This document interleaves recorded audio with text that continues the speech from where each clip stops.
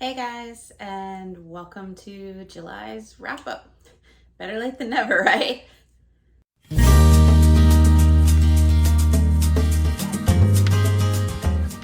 Hey guys, if you are new to my channel, welcome to the book path. I'm Nicole. If this isn't your first rodeo with me, thanks for sticking around.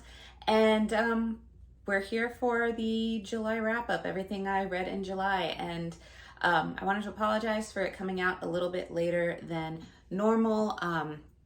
Last week was back to school week for us, and so I was trying to run around and get my older son ready to go back to school.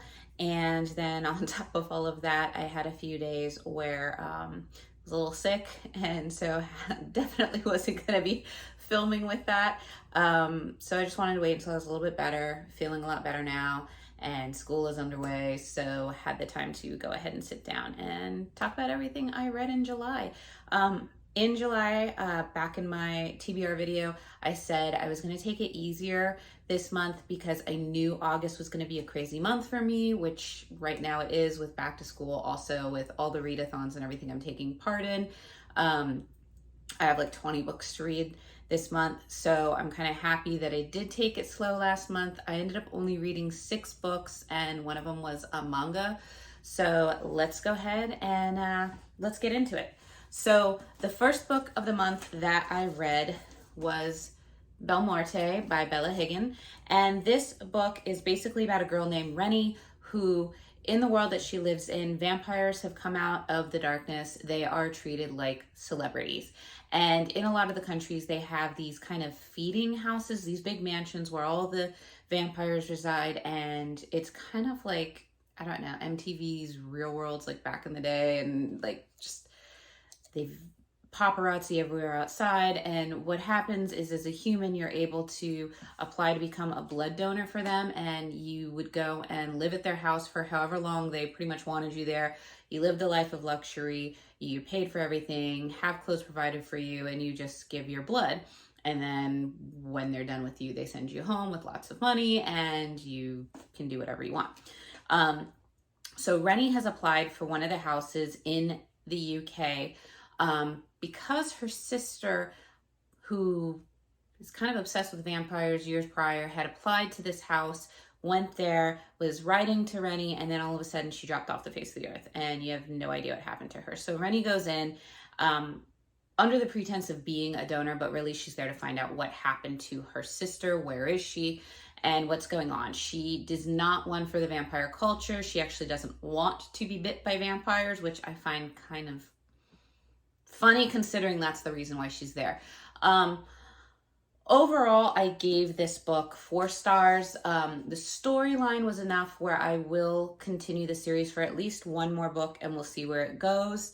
There is romance involved when she meets Edmond Dantes, who I did chuckle about in the T.B.R. And yes, he's apparently the inspiration for the Count of Monte Cristo books. And that his name got taken by the author to write it. So that's kind of how they spin that. I still thought it was kind of funny.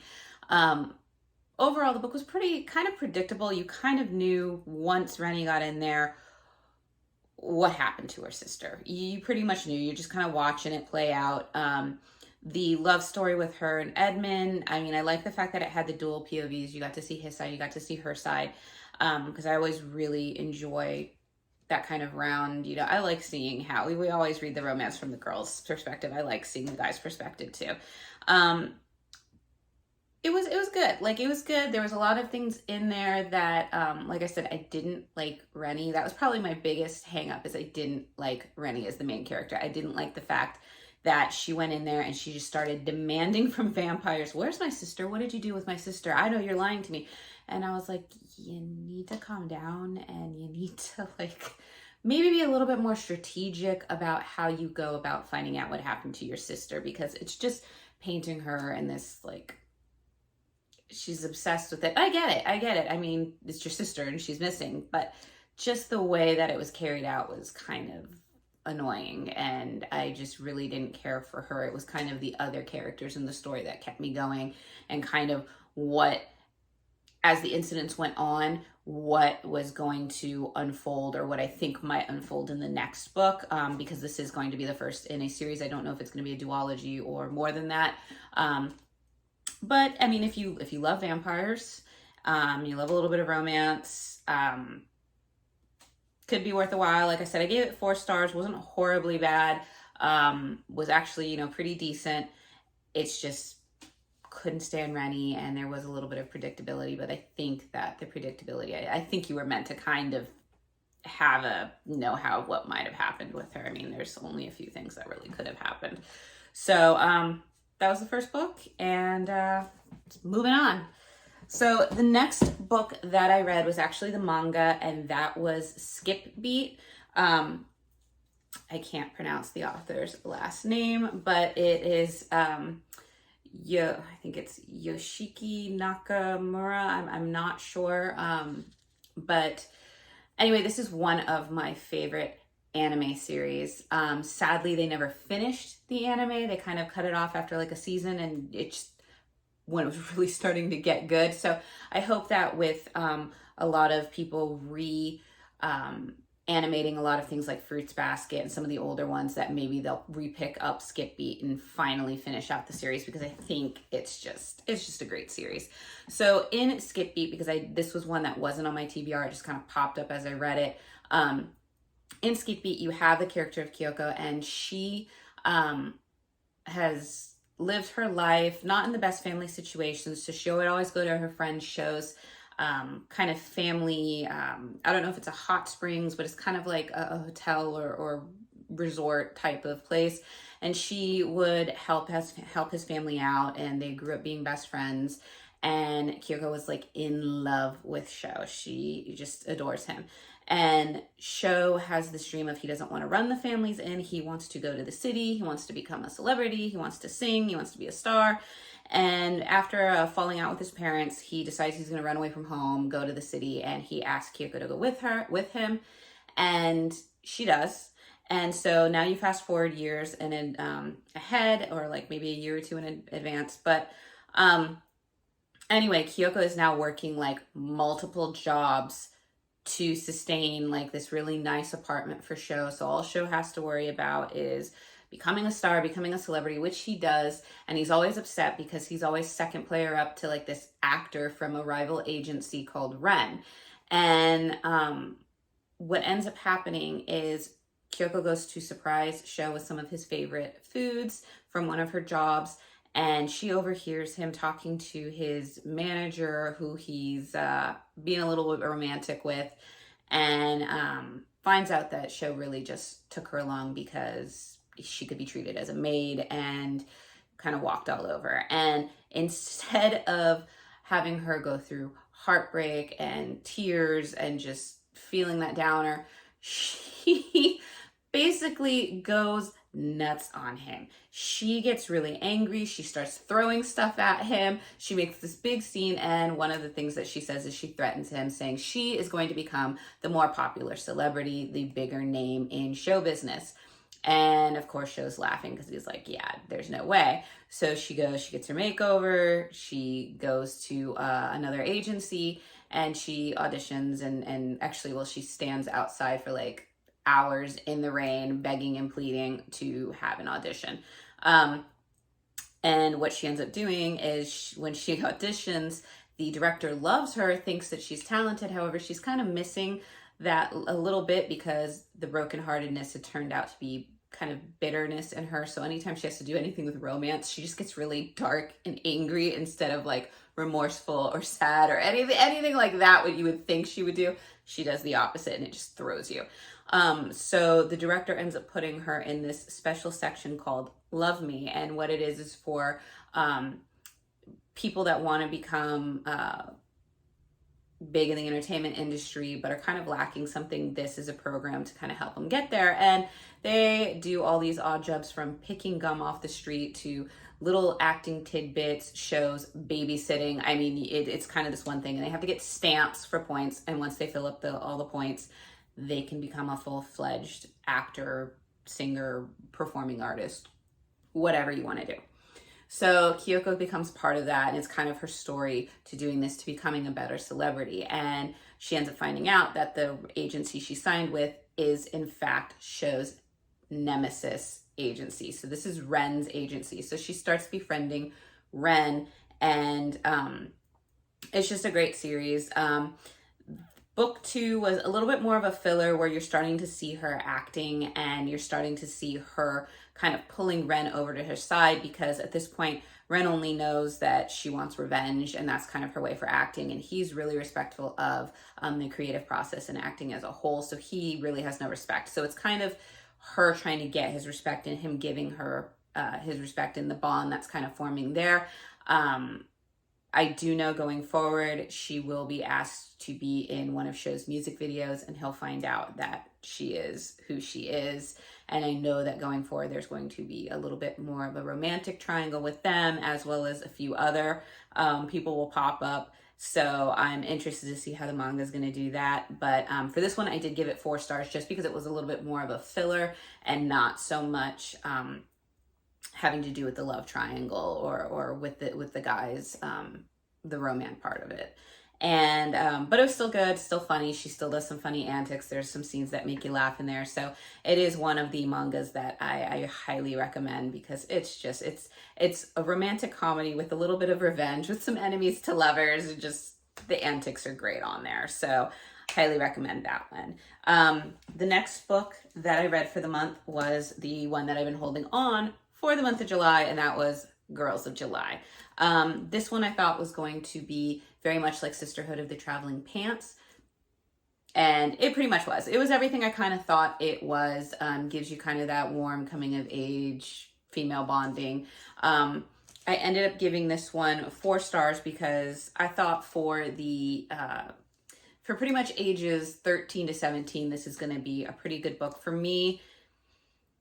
I liked it. It was the warm kind of cozy feelings at times, but it just didn't hit the mark. I think I'm kind of done with coming of age novels or stories. And then there were just a few other things. Like you had some of the characters, like you had Kate's story. The 4 girls were Britta, Meredith, Kate, and Spider. And Kate's story, she's kind of like a debutante. Her father's trying to run for some situation in government, and in the local government. And just there's kind of some accusations coming his way. They don't know what's going to happen. So they kind of get her out into the country, and that's kind of her escaping while all of this is unfurling back at home. And for her story, she really didn't have too much bonding with the other girls. Her story was more involved with the town itself. And while it was a good story, I just felt like for the bonding that I wanted in this book, her story really, I mean, she could have been non-existent in the book, or been dropped as a character, and it could have just been the other 3 girls, and it would have turned out fine. The other one, Meredith. So Meredith is kind of like your brainiac overachiever, wants to get into, Ivy League school. She feels the pressure of it, and she's really starting to get stressed and, have anxiety attacks, things like that. So going to the cabin is kind of her way of escaping that. Plus her friend Britta kind of coerced her into going. And so she's there, and while she's there, she's trying to work on all these college essays and ideas, and she has no idea, because she's been so cooped up with all this overachieving. She hasn't really lived. She doesn't really go out, do parties, anything like that. So she meets a boy up there, and he's into photography, and she kind of is starting to, her story is her kind of learning that you don't have to be that overachiever, and kind of working up courage to kind of address that with her mother. And she has a little bit of interactions with the other girls, more so than Kate. Her story I thought was kind of cute. The romance in it was very youthful, and just very cute. And I kind of just liked the dates that they kind of went on. So they were a very cute, kind of cute story. I felt really the majority of the story was more for Britta and Spider. And Britta is the girl that goes with Meredith to the cabins. She's trying to get out of her house. Her mom's just kind of dating all these skeezy kind of men, and she just wants out, and she has dreams of becoming an actress. So she gets along really well with Spider's grandma, who actually used to be an actress in the 40s through the 60s. and just really kind of bonds over that. And she has a bigger part of bonding with Spider and kind of addressing a little unfolding story with Spider's grandma. Spider, I didn't like. Flat out, I didn't like her. She is really into film. She also wants to be a in the entertainment industry, but she's more of like cinematography, directing, things like that. And you would think that would have her make out to be really good friends with Britta. For whatever reasons, even though it was Spider's idea to have these girls rent out these rooms to help out, she wants nothing to do with the girls. She's very like shut in.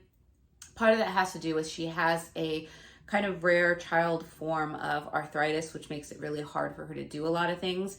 But rather than, kind of ask for help, she's very like, I can do this myself. And she kind of snaps at anybody who thinks otherwise. And that's kind of just what she does, is she snaps everybody. And so she has to kind of conquer that, be willing to ask for help, be willing to kind of go out there, not be so much of a shut-in, make friendships and learn from that.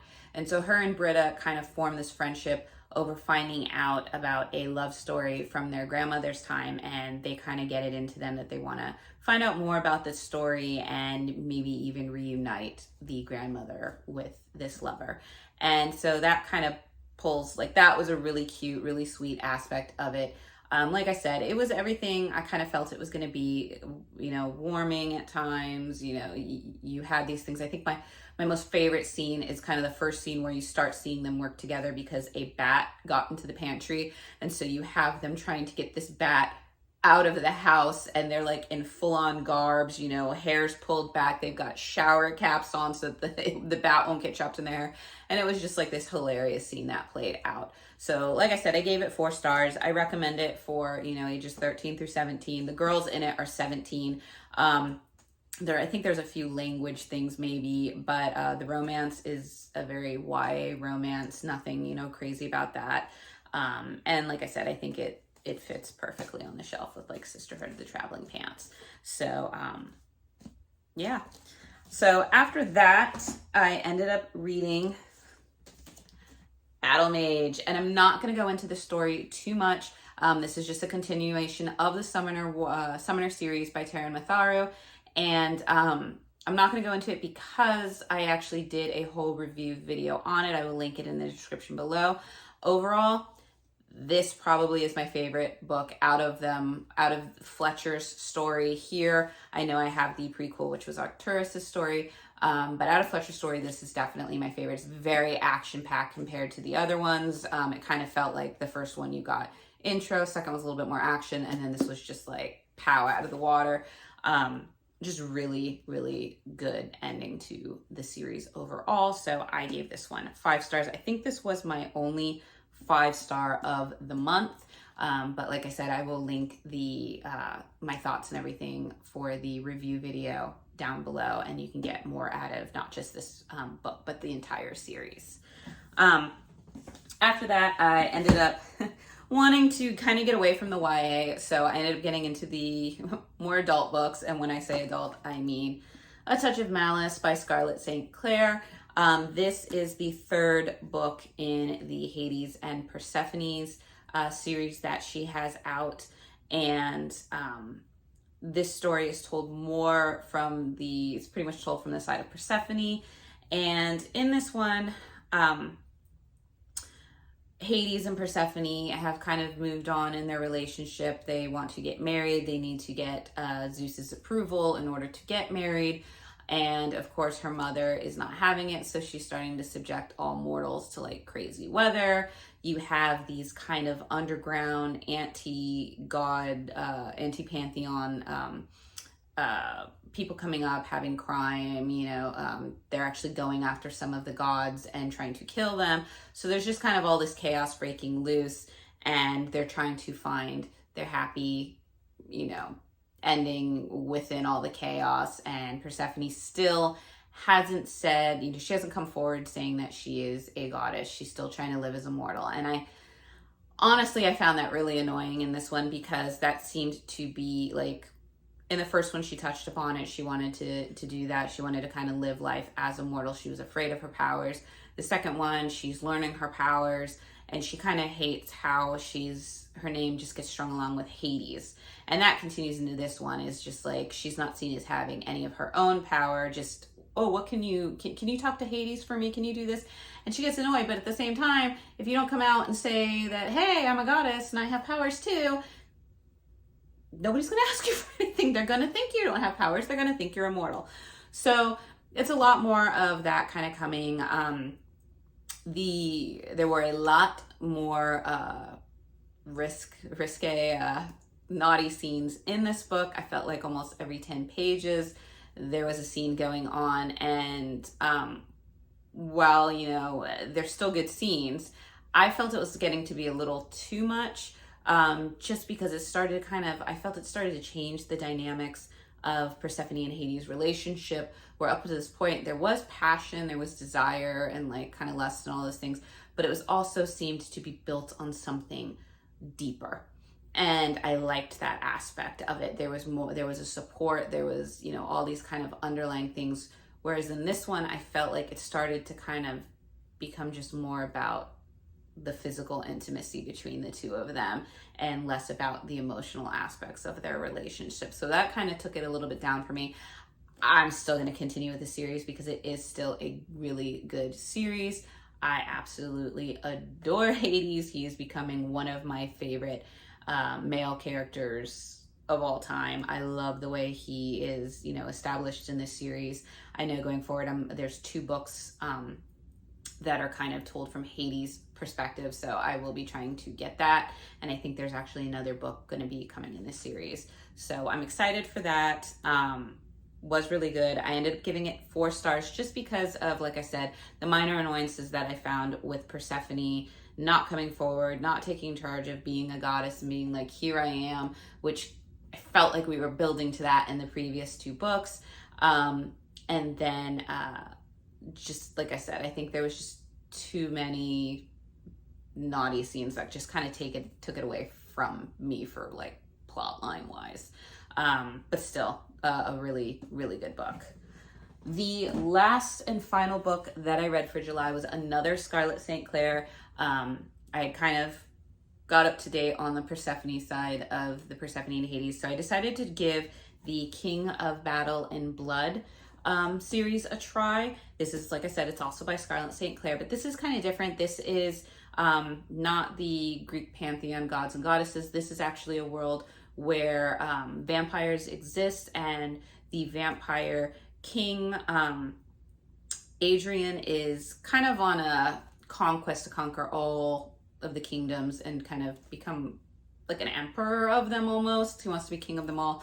He comes across this one of the other smaller kingdoms, and he comes across Isolde, and Isolde is the princess there, and she's kind of a rebellious, you know, kick your butt type of princess. She's older too. She's not like in her teens, she's in her 20s. And he's taken with her, and he ends up placing a demand on her father, the king, saying that, hey, I will leave your kingdom alone. I will actually offer you aid and protection if you give me your daughter. And so she relents to it because she knows she's got to protect the people. And so she does this kind of self-sacrificing thing to protect her kingdom. And she starts finding out that the vampires might not be as bad as everybody makes out to seem. There is a bigger thing going on, but she also has to now face the prejudices from the humans being like, how could you just, you know, go there? You know, we thought you'd try to kill him, which she does, and she fails. And so she's just kind of, she doesn't fit in with the vampires because she's not a vampire, but she doesn't fit in the humans anymore because you didn't try to kill him, you're falling in love with him, oh, you're sick. So there's a lot of that that's kind of going on. I love the description of Isolde. She has darker, they say that she's basically darker brown skin. She's full figured, which I really love. They talk about her hips being big, and I thought that, I was like, that's just, you know, kind of great because you don't really get many more hourglass or full figured women as the romantic, you know, heroines in the story. So I really kind of liked that. I did like the strength in her personality, but there got to be some ignorance or naiveness to her, where he could say, somebody could, Adrian could come and save her life or do something nice. And instead of just saying like, thank you, she'd like snap at him or have some snarky comment or try to accuse him of like some random thing that she heard. And you end up finding out like a lot of the stuff that she knew was lies. So she's kind of doing, and then even when she finds out that what she's known wasn't exactly the truth, she still, it's like accusing him of all these things, all these cliches, all these whatevers. And I'm just like, stop. So I found really, really kind of annoying. I liked Adrian once again. I think Scarlett St. Clair just has this wonderful way of writing the kind of the main male love interests. And there's a few of the supporting cast members that I got a chuckle out of, and I really liked them. I found the world really intriguing, so I'm interested to see, because the end of this, all heck's kind of breaking loose by the end of this, so I'm really interested to see where this goes. I know the sequel is going to be coming out soon, so I'm going to be keeping my eye out for that. This one was also a 4-star for me, just because I didn't like Zolt's character too much. I felt like when they were kind of teasing that there might be more to her than meets the eye, I kind of already knew what it was. I kind of already knew where it was going. But I just feel like, had there maybe been a different way of writing her, where maybe she might have been a little, like, she was just really, really aggressive. And I feel like if they had toned that a little bit down, if she wouldn't have made like the kind of ignorant, naive, accusing statements that she kind of did, and maybe was a little bit more curious about the culture of the vampires, or intrigued by it, like that there would have been something kind of pulling her towards it, I felt that would have gone better for her character overall, and how the story kind of would have flowed. Just because I feel like her fighting it so much for so long of the book, it just got annoying. But like I said, I mean, Scarlett St. Clair, I'm not going to say anything good, because her books are still really good. They pull you in. Obviously, this one has some naughty, risque scenes in this as well. Not as many as the Touch of Malice, but still there are some pretty out there kind of scenes that involve quite a few people